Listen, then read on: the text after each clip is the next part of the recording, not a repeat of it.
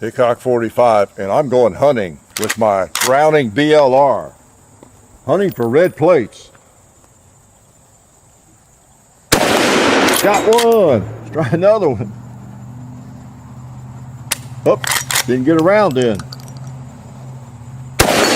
Ooh, got another one. Got another one. Let's try that right one. Oh. What'd I do? Short shuck, or I shucked one out when I didn't mean to. But anyway, it's a hunting rifle, and so I was hunting. Okay, does that make sense? I may have just put 3 in the magazine, I don't know. But yeah, and this is a beautiful mount. Okay. Gorgeous rifle. I've been pleasantly surprised with this rifle. I've had a bit of a mental block, I'll say, against it. I'll be loading mags whenever I'm yakking at you because it just holds 4 in the magazine. You know, I'm a traditionalist. I confess to that. And, you know, you can look at the Chiappa Rhino video, anything. You know, it's a weird-looking revolver, and I give it a hard time. Although, I think I talked about how it really was a good shooter and functioned well and everything. And I'm going to say some of the same things about this. We all have our preferences, our biases. I have a preference for the traditional lever guns, whether it's an 1873 Winchester or a Henry, you know, 1860, or a 1886 Winchester, or 1894 Marlin, or just whatever. And this breaks away from that tradition, and for that reason, it's never appealed to me that much. Although it has some really great features, okay? And I know a lot of people that love these rifles. And I have to say, I've grown slightly fond of it myself since having it here on campus and shooting it. I was surprised a little bit. It is a nicer rifle, more desirable than I would have thought, okay? Partly because it's a Browning. Browning makes good stuff. Even though made, you know, where they used to be made, they're made in most of them now, I guess, in Japan. Morocco makes this, and whether you like that or not, obviously we would wish that, you know, Winchester and Browning, you know, were still made in this country, and that all that hadn't changed and gone away. But the Japanese are making great rifles, okay? And you know, my 1886 Browning is made in Morocco, and it may be one of the best firearms I own in terms of the quality of it, okay? So just there's a positive side to that and a negative side. You know, yeah, a Winchester or a Browning made in Japan just doesn't compute for a lot of folks, does it? And it's hard to get used to for any of us. But at least they seem to be made well, okay? And that's, you could say, kind of an important point, right? Let's take a couple shots since I have this mag loaded. All right, I've got a target-rich environment. I don't know if I will shoot everything, but I'll shoot some of it, like that thing right there. Whoa! Oh no, I made a mistake. I shot the water first. Speaking of water. Woo! Man, that is a hit. Again, it's 308. Let's try that cinder. You know what I'm doing? I'm short shucking, and or I'm not getting the mags. I'll pick those up. Let me focus on that. That's funny. We've been shooting it, and that's the first time I've done that, really, since well, there we go. Since, you know, kind of enjoying this rifle. So I must not be bringing the lever all the way up, and I'm going to do this very deliberately this time. Okay. Take a bowling pin out. All the way down, all the way up, another 2 liter. All the way down, all the way up. All the way down, all the way up. Let's hit a gong. Okay, I'll learn to shoot before I get old, okay? So most of my lever guns don't require that. So kind of like a shotgun, really easy to short shuck it if you're not careful. So I don't think the type of ammo makes a difference. We had not been firing the soft point yet. We've been firing all sorts of things, so keep an eye on that. So yeah, it's just a hunting rifle, okay? It's for hunting, and you know, that's why like, who worries about having just 4 rounds if it's a hunting rifle? Because most often you probably end up shooting 1 round, maybe 2, and then you've either hit the game or not. You don't just go out and, I don't hunt, but I know you don't go out and just start throwing rounds at a deer or something like that. You, if you're an ethical hunter, you try to get the very best shots you can get, and you're not only trying to make sure you hit the deer, but in the proper place, so it'll be a clean, quick kill. Okay, so I mean, most hunters adhere to that. So we're going to load it up and try them again. Before we do that, I want to remind you now, we are happy to have the support of APMEX.com, the American Precious Metals Exchange. You see some of the items available there at their website, APMEX.com, or you can go there from our description. There's a little gram of gold and some silver eagles and all kinds of cool things. You will enjoy their website. They have quite a lot of variety. Cool place. Okay, let's load up again. Take a couple more shots. And this is not a cheap rifle. It runs almost $1,000, you know, MSRP in that area. You can find it for about $850 in that range. And the claim to fame, do I need to tell you? I mean, the real claim to fame. If I answered the question, okay, yeah, it does look different from, you know, a Winchester or Marlin.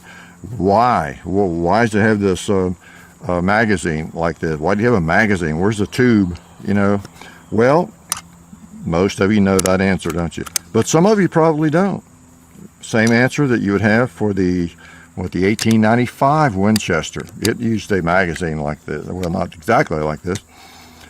It's so you can load pointed bullets. And, you know, again, it's a hunting rifle. Like here's some pointed bullets. All these are relatively pointed. Do you want those in a magazine? Look at that. Do you want that point of that bullet against that primer in a magazine? Not just 1, but 4, 5, or 10, you know, stacked up like that under recoil. Yeah, isn't that a nice situation to be in your hand? And so this way, you know, they're stacked and like a bolt action rifle, and so you don't have that issue. You can have a lever gun that will fire, you know, the hottest hunting ammo, you know, pretty much. I mean, the sharp pointed bullets, where there's a 308. This thing comes in 30-06, 308, 270. The short magnum cartridges, 270, 300, and all the, you know, 243, 223, a lot of different calibers and cartridges. You can check out their website, Brownings, and you know, might be something you'd like. Yeah. But that's the claim to fame. Okay, doesn't matter how pointed these cartridges are. I can have a lever gun and not have to think about those bullet tips against primers. Okay, I can rest easy. All right, now let's make sure I don't short shuck it anymore. Boom. Oh, let's shoot the paper. Put a couple on it. Boom. And we've not smoked any pot yet, have we? Boy, I think it's empty. We put a hole in it, going so fast, just went right through. So you notice this is reminiscent of a 1894 Winchester. You know, the whole trigger, or the trigger comes down with the lever, you know. So, you know, they claim that way you won't get pinched, you know, and everything, as you might with a regular lever gun. I don't know that I've been pinched with the trigger, but anyway, that's kind of interesting the way that works. And maybe John can get a look at it here. The lever is really an interesting device. There's a wheel in there. You can see the cogs on it, and it's a rack and pinion system. You see how that works. And on the bottom of the bolt, I think you can see the grooves where it's like a machine. And so it locks up really tight. So it's not free floating or anything by any stretch of the imagination. Locks up very tight. And so what you kind of get here, one of the advantages again of this rifle, is you get kind of the best of both worlds. If you like lever guns, you get a lever gun, and you also get a lot of the best qualities of a bolt action rifle. Which again, one reason bolt action is so popular is because again, you can do to load these types of bullets, these sharp pointed bullets and all that. They're going to fly a little faster maybe and all that, you know, and you can do that in a lever gun. And you also get a really tight lockup like you do with a most bolt guns, okay? And then of course with this, you get a really quality rifle. It just really it really is, I'll have to say. So those are some of the things that have impressed me. And look at this hammer. It has, you know, you got a half cock, but you know, full cock. But right there, the half cock, look what the hammer does. You got a folding hammer position. How cool is that? So that's a safety. So you could have a round in the chamber, pull that back on half cock, kind of a notch there, and then fold the hammer down like that, and it blocks the hammer from hitting the firing pin. You can see the firing pin right there. So you could pound on that, drop it, and you know, everything, and it looks pretty safe to me. That's interesting, isn't it? I've never seen that in another rifle. I don't know how long that's been a feature of the BLR. These things, I think, they came out in the 1960s, okay? So, you know, it's relatively new. It's a lever gun, 1960s. And they were all steel, receiver and everything. And then, I don't know if they quit making them for a while, but they brought them back, I guess in the 90s maybe, and they redesigned them a little bit. And I think they when they brought them back, they made them out of steel again. But then pretty quickly, they came out with this lightweight, the Model 81, the lightweight model, which is what this is. And they started making the receivers out of alloy, aircraft aluminum. All right. Now, by looking at it, you can't tell that, can you? It looks like a really nice bluing job on that. But it's aircraft aluminum, that receiver is. The firearm is light. It weighs about 6.5 pounds. You know, it's a light firearm, and if you have one of the all steel models and you pick this up, you would really tell the difference. It's very, very, very light. Okay, well, that's good, and it also adds to the recoil, doesn't it? And that's one thing John and I have noticed. It does punch you a little bit. It's got a high comb on the stock, and it does punch you. It's got some recoil. Okay, and so that's the trade-off. All right. I wouldn't have a problem with it being alloy in terms of strength or anything like that. I'm sure it'd be just fine. Yee, doggy. Let's do a little bowling. Oh, here I go again, short shucking.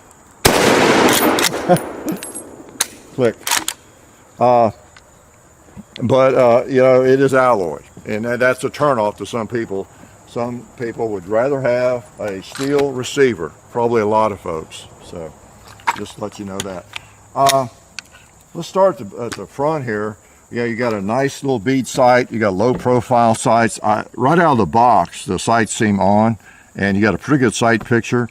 To me, that's kind of a positive thing. I brought out here the first few shots. I just couldn't miss with it. And I thought, oh, cool. I had a screwdriver and stuff out here ready to do some sight adjustments, and didn't need to. And beautiful bluing. You got a little button there you pull, takes that right out. There's that bolt, the underside of the bolt. You can see it right there. See how that wheel locks in.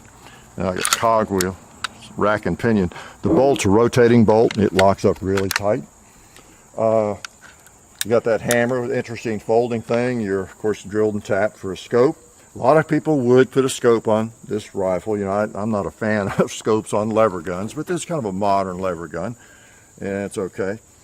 And the trigger, I think, is supposed to be 4.5 pounds. It feels a little heavier than that, but it's not bad. Not bad. John doesn't like it too much. He thinks it feels a little mushy.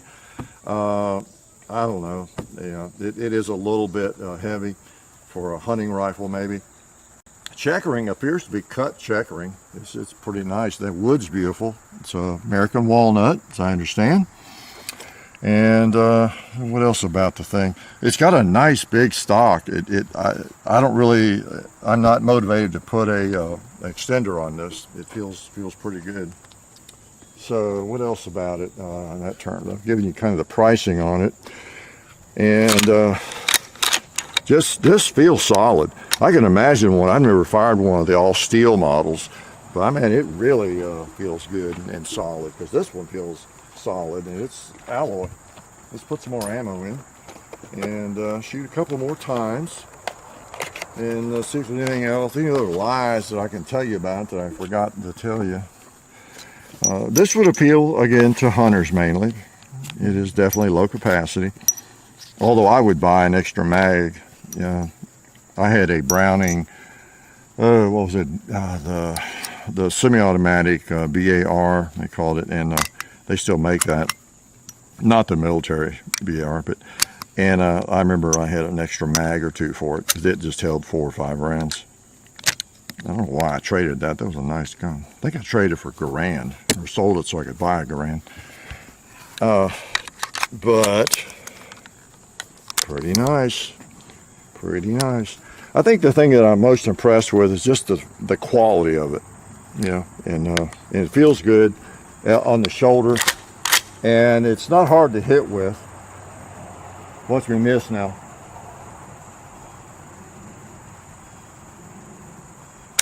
I don't know what I'm doing there.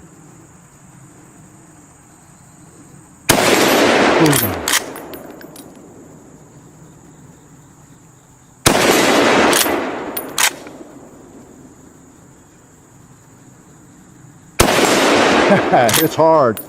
You know what I'm doing? Something crazy. I don't know why I got to doing that. I haven't done it until now.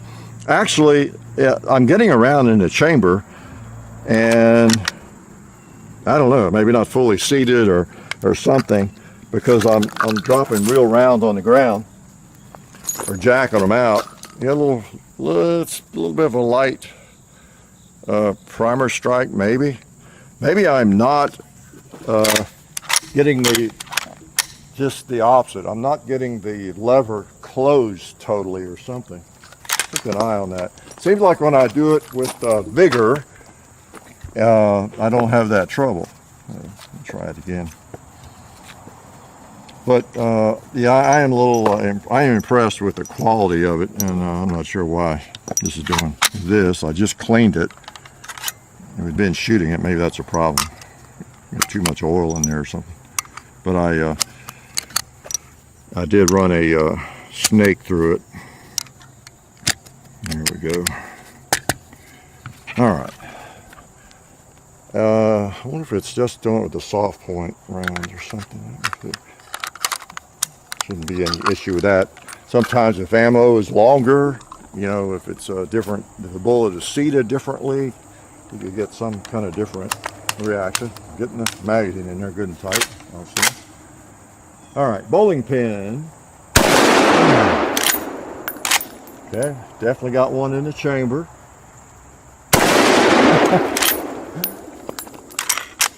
Another bowling pin. Doggies. Let's hit the gong. All right. So I don't know, when I focus on it and do it robustly, I don't seem to have an issue. Anyway, got a big old strong healthy bolt, doesn't it? Isn't it a lot of machining in that thing? So I'm going to fire 4 more before I let you go. All right. Again, just make sure I'm doing it right and not being stupid. I don't like to make a firearm look worse than it is or better than it is. I like it to be a genuine look at whatever it is we're shooting. Not be overly stupid about something. See if there's anything else about this thing that I've not told you that you're dying to know. So, like I say, this dying goes back into the 1960s, and they're made today. Of course, this is a new gun, and I think most of them are alloy, if not all of them. They may make a stainless version. I'm not sure. They do make different configurations of it. They make a takedown model, and with different types of stock, laminated and you know, stainless, and just different configurations, as you would imagine. But again, it is a hunting rifle. All right, we got a watermelon we got to shoot. Let's shoot that pot again. There we go, a little smoke. Shoot that watermelon. Old 308. And see if I can pick off that 12 ouncer right there. Wee doggy, got them both. All right, let's go back to maybe, oh, there's a cinder block over there on that barrel. I think I just have one round left too. Puts the pressure on me. Yeah, so I don't know. I must be, you know, it's kind of a version of limp wristing or something. When I make sure I go down, up and down, and you know, with some strength, it seems to work. I don't know. So anyway, so there you go, the old BLR. I've heard people talk about these through my entire shooting life. You know, since the 70s when I got into shooting in a big way, I would see them in gun shops. You still see them, of course, but the ones I saw were early models, right? And I just could not, I don't think I even asked to see one ever, but I remember seeing them because, you know, I just like those traditional lever guns.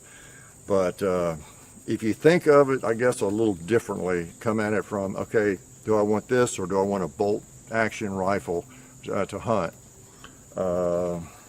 You know, maybe this is a viable option. You know, you just kind of like having a lever instead of the bolt for whatever reason. Lever gun is always so handy to carry, especially if you don't have a scope on it, isn't it? I mean, it's just balance. You grab it right there where it balances, and they're just wonderful. I kind of like that hammer fold feature too. That's pretty cool.